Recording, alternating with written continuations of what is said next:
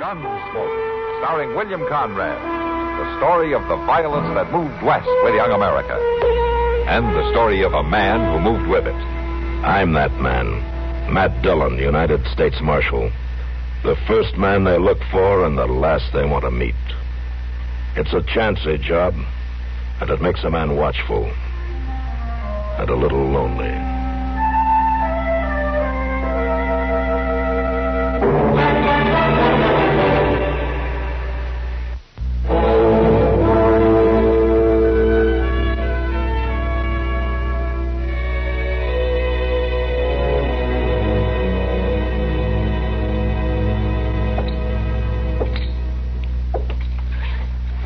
Try to understand, Ed. I have no choice. Matt, we've been friends a long time. I come here to your office expecting help. Now you tell me you're going to throw me off my lane. You saw the court order. It's perfectly legal. I've got to serve it. All I need's a little more time. I'll make the payment just like I made all the others. And you do have 10 days. That ain't enough time, and you know it. I poured too much sweat and too many years into that farm to lose it. What I owe on the whole note don't amount to much if I just have the time. Did you talk to Bert? Bert Donald, my old friend. I can't even get to see him. Well, Bert's moved up in the world. Sometimes that changes a man. Oh, he's flying high as a hawk. Big cattle broker. Now he's proving it to me. It's just plain spite, Matt. Miss Dillon, I've got it. Oh, howdy, Ed. Chester. Well, I'll get along, Matt. If you can't help me, I guess nobody can. I'll try to think of something, Matt. Sure. Thanks anyway. All right, Chester, what's your problem? It's just terrible, Miss Dillon. I'm in trouble, real bad trouble. What, you broke again? Yes, sir, but that ain't trouble. I mean, that ain't the main trouble. It's That letter? from Waco. So? It's from lawyers in Waco. Feeney and Swift says so right on the envelope. All right, it's from lawyers in Waco. Well, don't you see? They're after me. They're going to have me arrested. Why? Well, I didn't ever tell you this, but one time I borrowed $4 from a fellow down there. I was going to pay him back, but I never quite got around to it, and now they're after me. That's what it says in the letter? Yes, sir. Well, I mean, I reckon so. I don't know what else it could be. Chester, have you read the letter? I've been too scared. Well, why don't you read the letter then, Chester? I just can't, Mr. Dillon. Here, you read it. Here.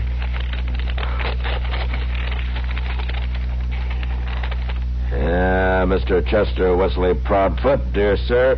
Chester, would you take your hands away from your ears? Well, Dear sir, we regretfully inform you of the demise of your cousin, Clarence Webley Proudfoot. Demise? That means he died, Chester. Oh, poor Please be advised that I never did like him much. Said Mr. Proudfoot. What, Mr. Dillon? Please be advised that probate of the will of said Mr. Proudfoot has disclosed a bequest in your behalf in the sum of $368.63. What? A cashier's check in this amount will be forwarded to you shortly. Well, what's the matter, Chester? Well, now that's a mighty puny joke to play on a man sending that kind of letter. Well, it's no joke. You've inherited $368.63. It's got to be a joke. No, it doesn't, Chester. You think they really ain't joshing? Well, of course not. Well, I don't know. Cousin Clarence always was pretty tricky. He might have changed there at the end, but the United States mail is going to have to prove it to me.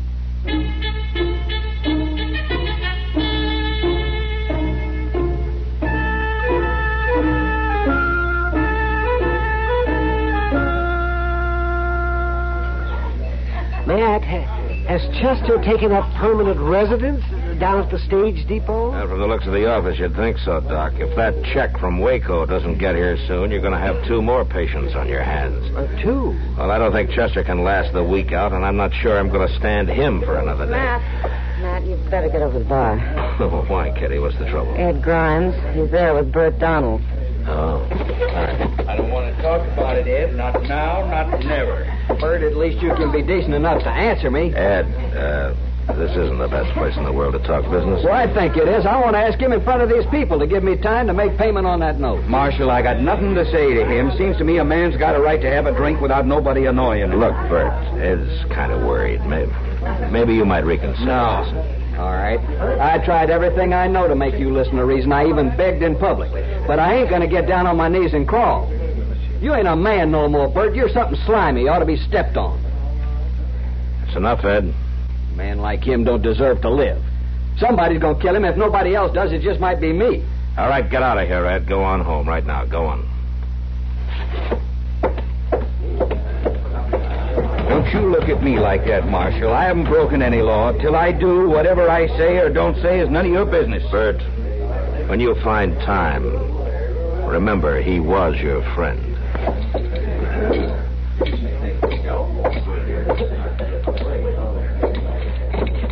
I just can't figure out what's happened to Bert. Matt, aren't there any legal steps that you can take? I'm not a lawyer, Doc. Miss Dillon, it's here. Miss Dillon, the letter, the one from Waco, it's here. Look here, I got it. The letter from Waco, it's right here. The letter. Yes, I see it, Chester. Sit down and open it. You better do it. I got a pure D case of flutter. All right, let me have it.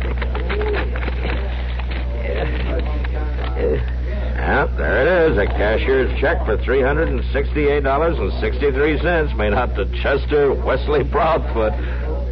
Well, congratulations, Chester. Yeah, Sam, a round of beers on the house. $368.63. Looks like your money worries are over, Chester.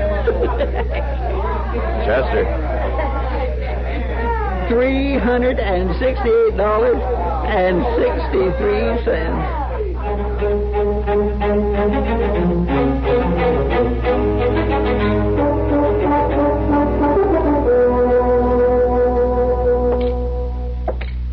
Chester, I don't hear any broom noises.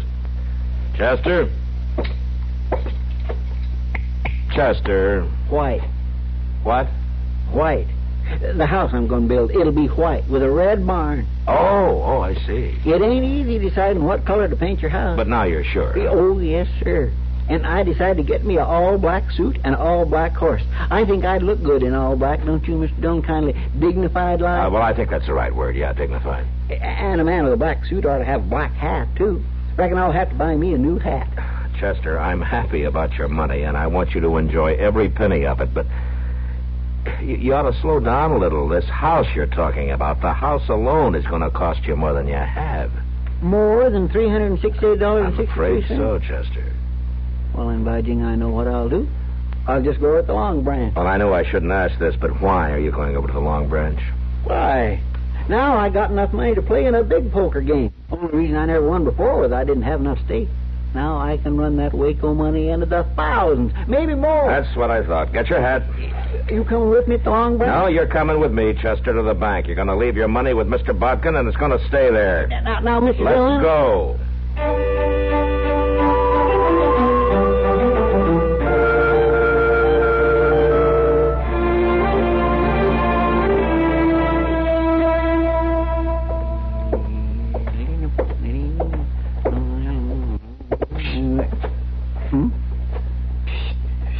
Over here. Oh. Dudley. How come you upset me? Well, I want to talk to you, Chester. I heard about your money. Well, you did, huh? Sure, it's all over town. Well, I reckon when a man gets all that money... Sure, now, I want to talk to you about a plan I got.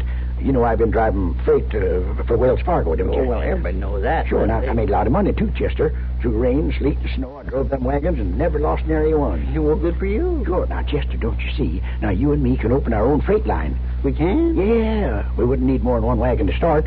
With all the money we made, we could buy more wagons and carry more freight. Pretty soon we'll be millionaires. You don't have to do anything but put up the money. Millionaires? Sure. Now, what do you say? Well, I'll think about it, Dudley. I'll think real hard. Sure. Now, you do that, Chester, and you think hard. The Chester Wesley Proudfoot Freight Line.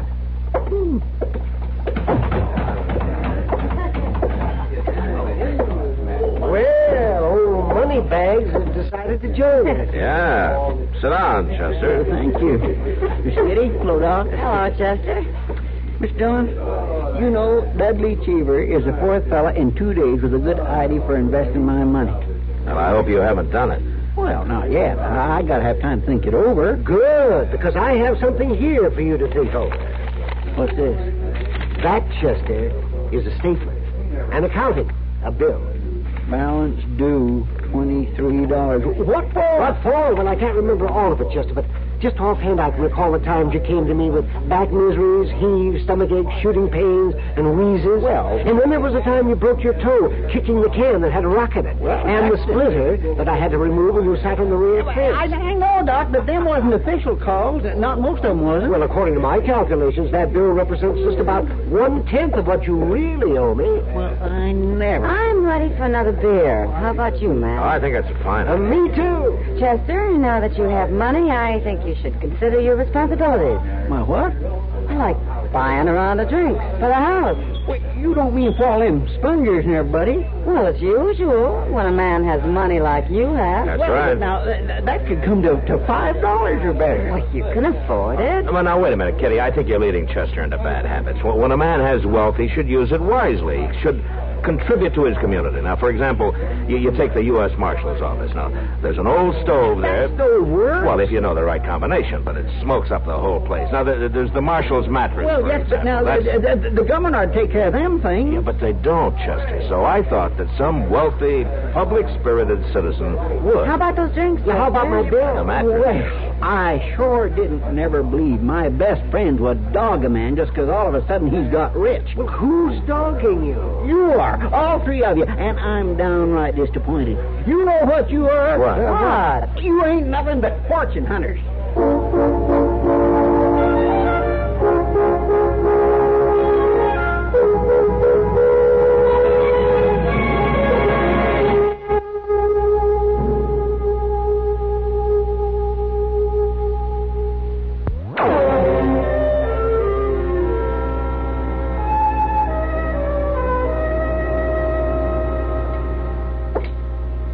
Chester? Chester? Chester, what are you doing sitting back here in the cell? Resting my eyes. Well, the light in the office isn't all that bright. Now, come on, let's fix some coffee, huh? I ain't thirsty. Well, you mind if I join you here? It's a free jail. Oh, thank you. Thank you. You still mad at us? Oh, I ain't mad exactly. It's just that when a man's got business problems like I got and they keep weighing on him, a man don't expect his best friends to keep picking and nagging at him. No, I suppose not. Miss Dillon, it ain't easy to be rich. I don't want to go around being show-offy and stuck up, but like Miss Kitty says, I got responsibility. Chester, Doc and Kitty and I are interested in just two things: that you use your money wisely and that somebody doesn't cheat you out of it.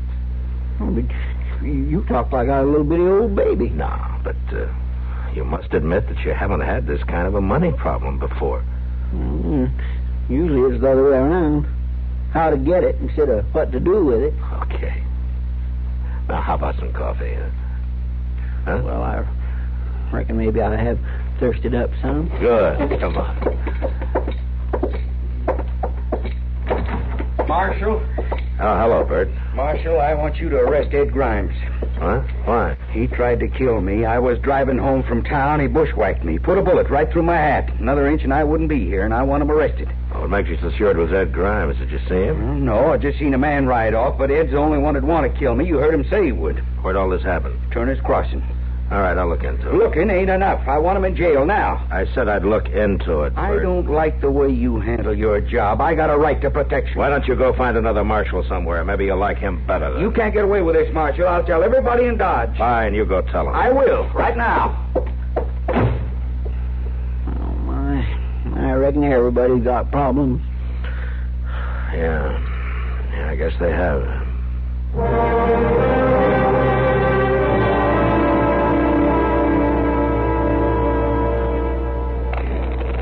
You, Chester, you've been standing there long enough. You going to sit in? Me? Well, no, thank you. I don't think so. Game too rich for your blood? Well, it ain't that. There's a chair open if you think you can afford it. Oh, I can afford it. From what I hear, you're strictly a penny ante man. Now, that ain't so. There's nothing to be ashamed of when it comes to poker. There's boys and there's men. You can always play with the boys. Play with the boys. Just you don't let nobody take that chair. I'll be right back. So him, boys, huh? How's I'll just get me a clutch of my money out of that bank, and I'll show that tin horn. I'll open for $10. $10? Yeah, $10. He'll be showing off, so he'll raise. I call. I got 3 kings, so I draw 2 queens. Full house. I got him. I bet $25. He raises.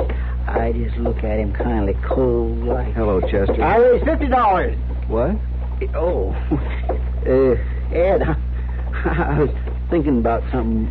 Where are you going? I don't know. I really don't know. Did you hear about Bert Donald? That story here about being bushwhacked and all? I heard he accused me, but I couldn't shoot a man from ambush, not even Bert Donald. Well, Ed, have you had any luck about borrowing the money? I tried the bank. Mr. Botkin won't loan money on a second mortgage. I'm just finished. Yeah, well, now. Don't quit hoping. Maybe Mr. Dillon can figure something out. The note's due tomorrow. Oh, yeah. I forgot. Well, come on, Ed. I'll buy you a beer. Thanks, Chester. I'd like one.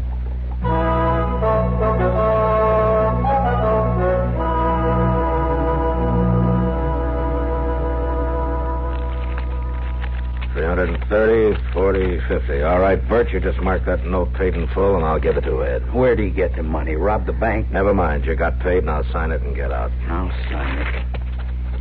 But I ain't finished with him.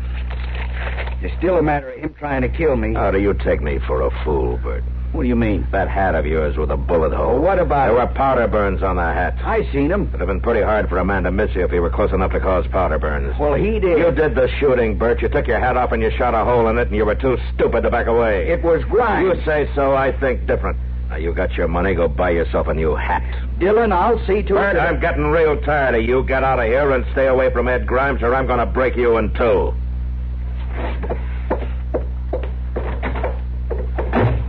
Chester? Yes, sir. Didn't you tell me Mr. Botkin refused to give Ed a second mortgage? Yes, sir. Why did he change his mind? Well, that kind of puzzled me. I've been wondering about something else, too. Yes, sir. Why is your bank balance down to $18.63? Miss Dillon, you ain't got no right to go poking around my bank balance. All right, I apologize, Chester, but it's just kind of a coincidence in the amount of money Mr. Botkin gave me and the amount that's not in your account anymore. Well, maybe a small coincidence. All right, Chester, what happened? Well, I had a talk with Mr. Botkin, a financial talk, and I underwrit the loan. You what? Underwrit. I told Mr. Botkin to take my $350 and keep it till Ed could pay off the balance he owed. That way I don't have to worry about spending it. Well, what happens when Ed pays the bank and the money goes back in your account? Oh, I got that all worked out. Mr. Botkin's going to allow me to have $10 a month. I figure I can handle that much without all them tycoon worries. I think you can, if you're careful. Miss Dillon, I reckon I just wasn't cut out to be real rich. I get squirmy, and I don't trust people. You think Cousin Clarence was banking on that? He was pretty mean. Forget Cousin Clarence. Come on, I'll buy you a beer. And you ain't mad at me for what I done? No, Chester. I'm not mad at you.